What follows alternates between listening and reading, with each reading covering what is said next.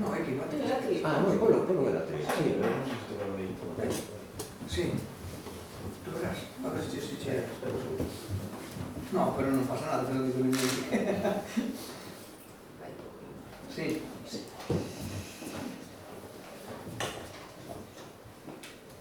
Vamos, estamos.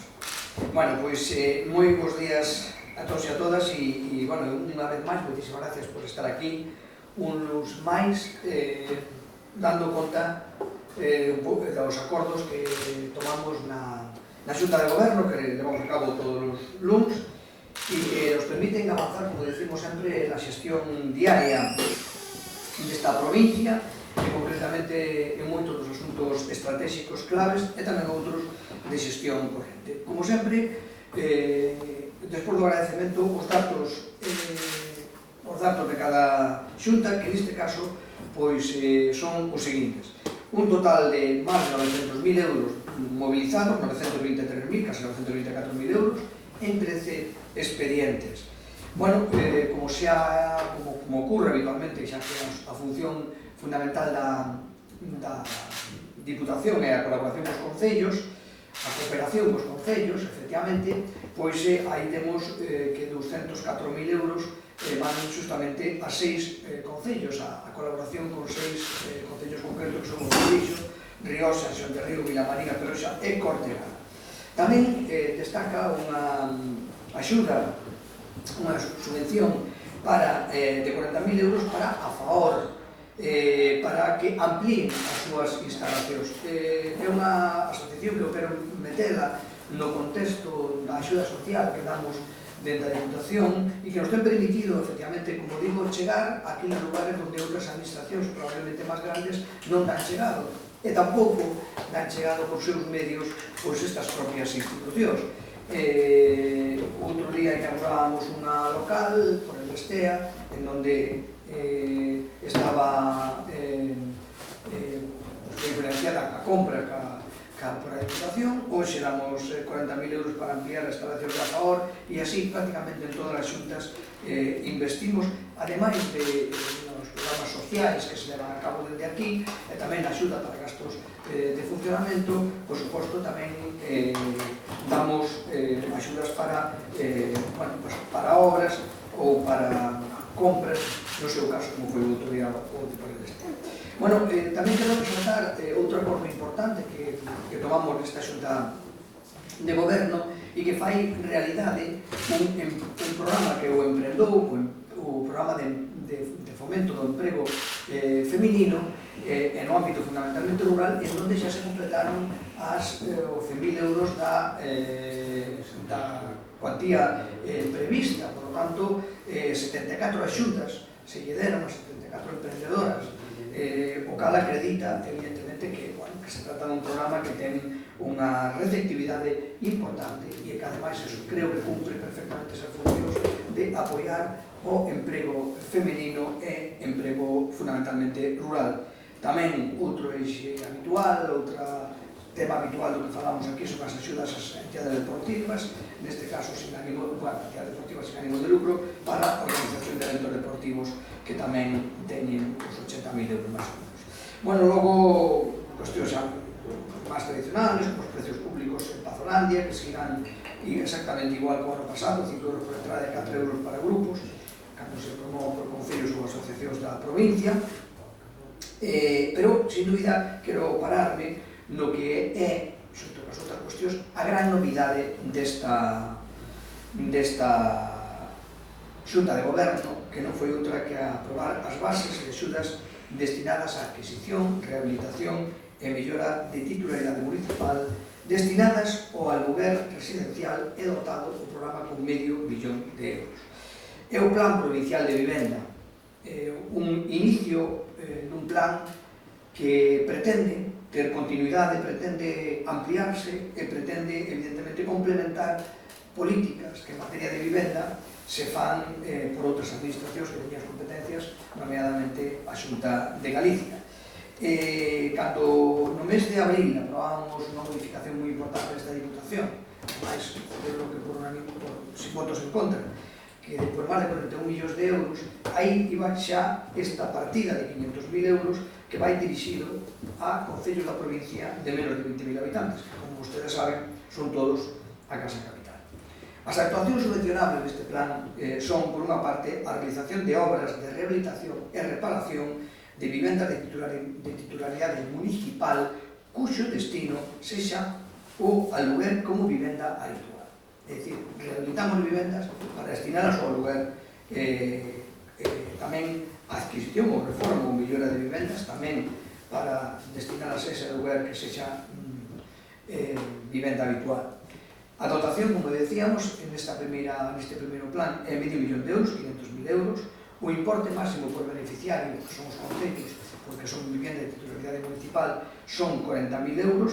Só se pode facer unha solicitud por concello para tratar, evidentemente, de chegar aos máximos concellos posibles, e ademais nas bases prímanse aqueles que teñen unha poboación menor, porque o objetivo é fundamentalmente dar solucións en lugares onde esa poboación é pouca e onde se pode os recursos do concello tamén sexan poucos. Hai 2 meses para solicitar os mesmos e o objetivo, como digo, é fixar poboación, facilitando o acceso ao aluguer a través dos concellos nun xeito regulado e con todas as garantías. Estas vivendas teñen que estar no mercado inmobiliario nun tempo de por lo menos de 5 anos, que teñen 6 meses desde a finalización das obras ou desde a adquisición da casa para que se ponen as leis de mercado. Non se poden destinar estas vivendas ao aluguer turístico, nin para outros fins que non sexa o de asentar a poboación, e tampouco se poderán subarrendar.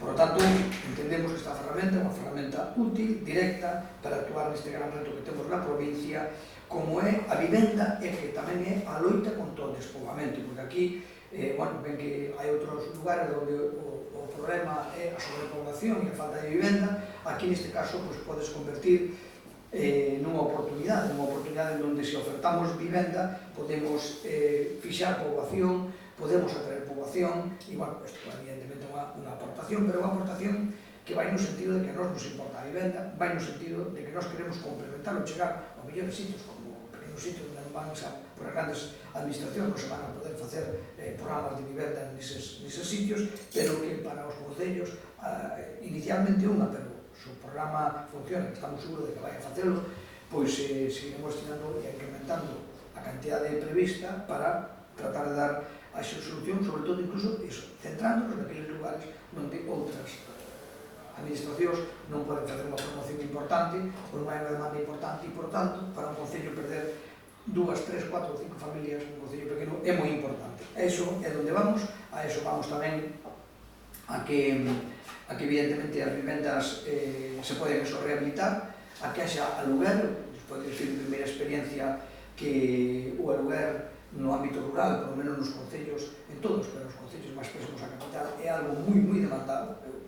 Como saben, eu son alcalde e se nestes momentos tuvera no concello unha disponibilidade de vivendas en aluguer, aumentaría moitísimo a poboación. É difícil telas e, por lo tanto, temos que fomentar a posibilidade de que sexan por estimular, evidentemente, que a iniciativa privada las faga, pero tamén contribuir no eido público a que se faga iso o objetivo deste plan de vivendas, e como damos, ademais, cumprimento ao que foi o acordo, evidentemente, unánime, dos grupos representados nesta corporación, nesta casa, e que nos serviu para aprobar no seu momento, entre eles, con acordos como os orzamentos. Este é o máis destacado da Xunta de hoxe.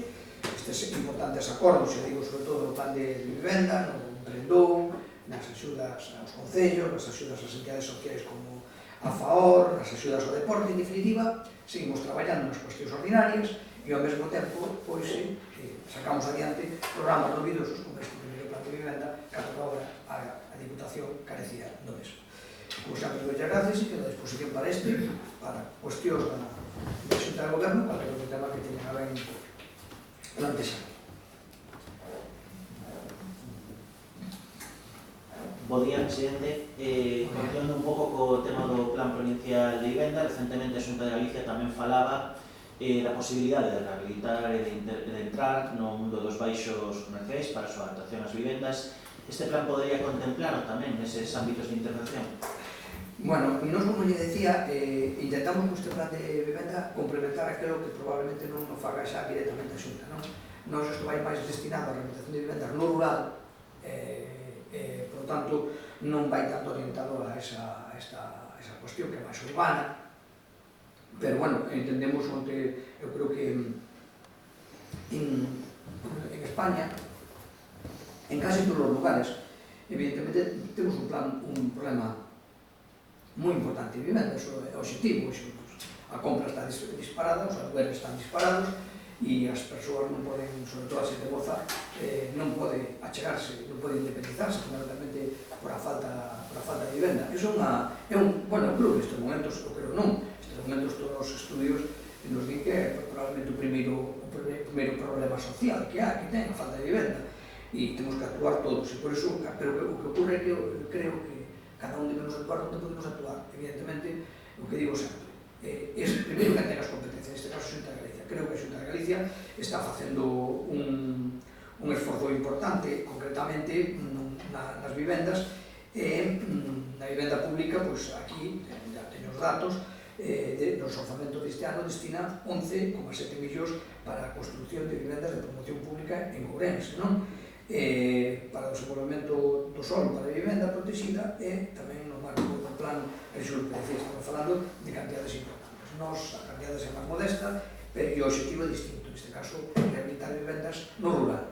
A solución dos baixos para vivendas, pois eu creo que será mellor, evidentemente, primeiro, unha vivenda hoxe, calquera vivenda que se poña, ten que cumplir ca normativa vixente, que é bastante dura. Calquera espacio que se habilite como vivenda e, por lo tanto, se un baixo lugar adecuado ou cumple os requisitos para a vivenda, que algún que di que non, pois debe ser recollero. Non tenemos sentido que teñamos un baixo cerrado e teñamos xente hacinada en habitacións ou evidentemente, ou sin acceso a esa vivenda. Evidentemente, eso sí, nadie fala de que sean algún espacio que non sea adecuado ou que non cumpla a normativa exixida para o uso residencial, pero se cumple, evidentemente, é unha solución boa.